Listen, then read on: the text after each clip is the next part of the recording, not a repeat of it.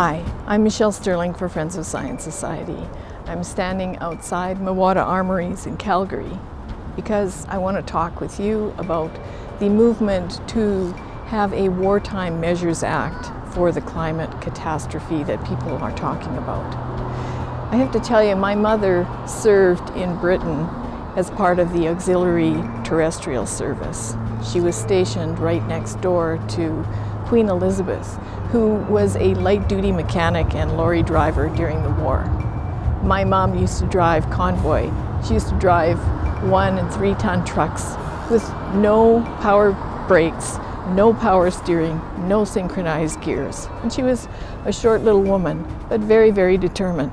It makes me sick to my stomach when I hear people claim that we need a Wartime Measures Act to fight climate change, because the kinds of measures they're talking about are the very ones that all of the people who fought in World War I and World War II were fighting to stop. They were fighting to stop totalitarianism and fascism.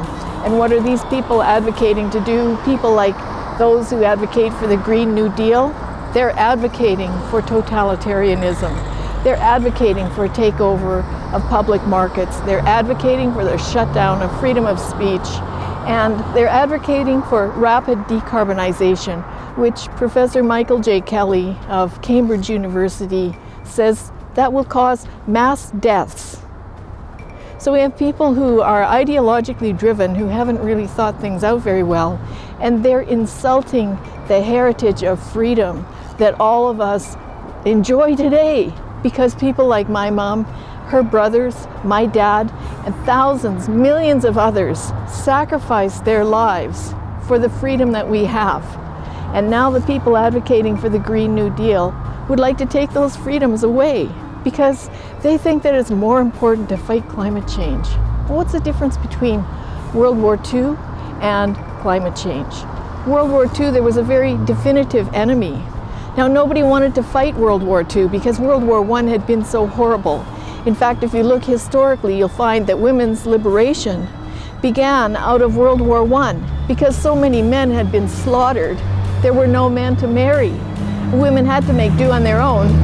And it was a terrible time for women because social mores were such that being a woman alone meant either you stayed with your parents or you went out and got a job. But if you got a job, if you were lucky enough to get one, because there weren't very many jobs for women, you were always suspect because you were not married. Interestingly enough, in World War II, lots of women had to be called up. Very, very difficult work, very hard times, and intermittently being bombed. So that's nothing of what's happening with climate change today. These people are escalating something into a climate psychosis that's gripping the public, and it's wrong. It's terribly wrong, and it's a huge insult to our vets.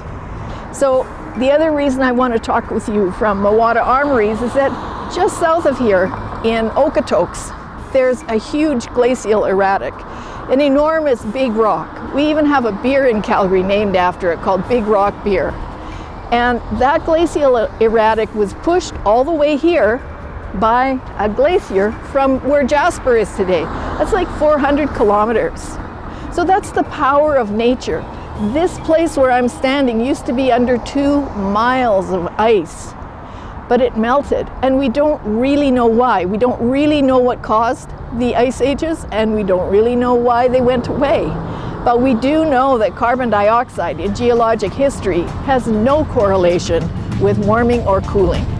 For Friends of Science Society, I'm Michelle Stirling.